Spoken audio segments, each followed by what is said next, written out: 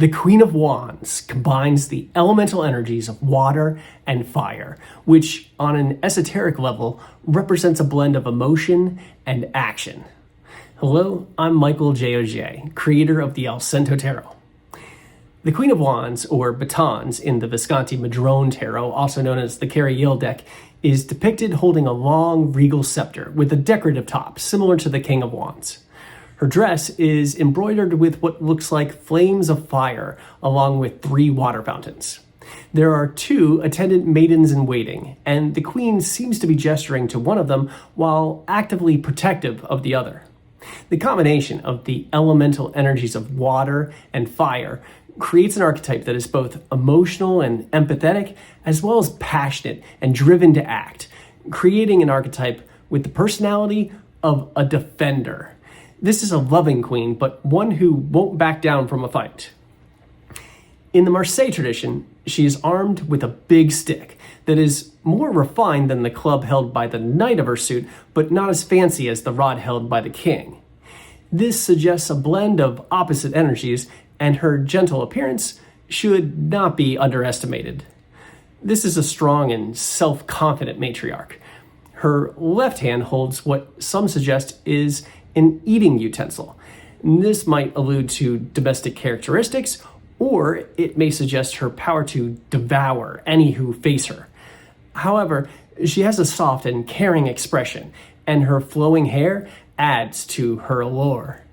Her attractive sexuality may be one of the ways she exerts power and control, but her tight belt constraining her chest may also suggest an emotional block or guarded personal feelings.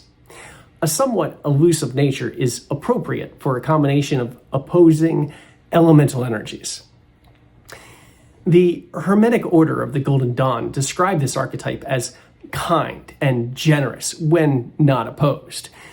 The decks of the Golden Dawn depict her seated above a ground that burns with constant, steady flames. With her right hand, she holds up a wand like that of the Zelator Adeptus Minor that alludes to her strong will. Her left hand rests on the head of a wild leopard that she has tamed. This symbolizes her ability to direct and control her fiery passions. Winged leopard heads can also be seen on the queen's crown and armor.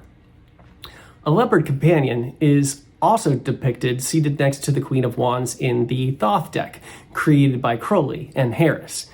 There is a myth of the leopard's spots being remnants from when it was once a black panther. The black spots hint at the regular tendency for this archetype to flirt between light and dark energies. This card represents the process of self-discovery and awakening to who we truly are, including an acknowledgement of our darker nature. This queen is usually kind-hearted and steady, but can also be quick to take offense, and when ill-dignified, can be tyrannical and turn against others without cause. Inclinations to dominate must be controlled, as true power is found in serving others. She is seated on a throne that Crowley describes as ordered into geometrical light by her material power.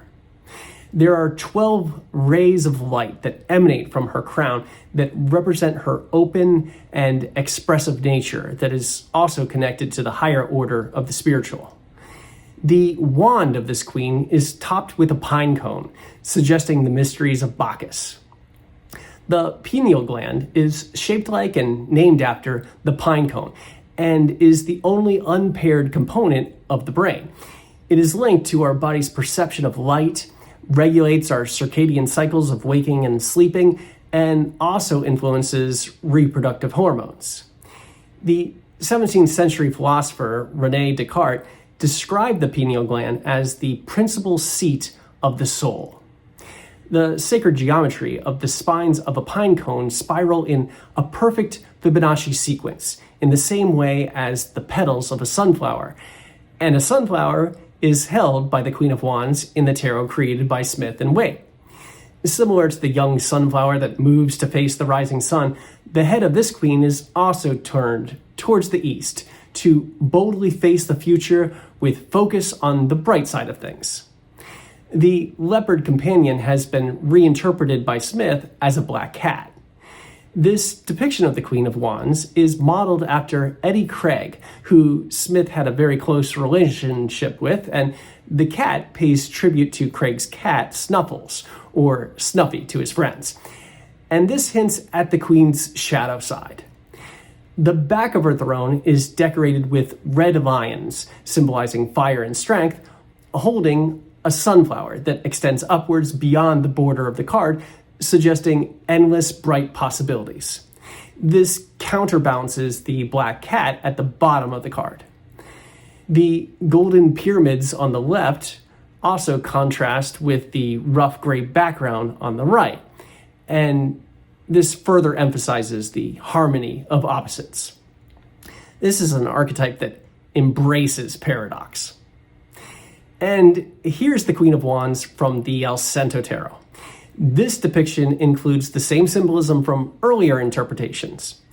However, in addition to the rough terrain on one side and the majestic pyramids on the other, there's also a calm blue river balanced by a fiery red sky.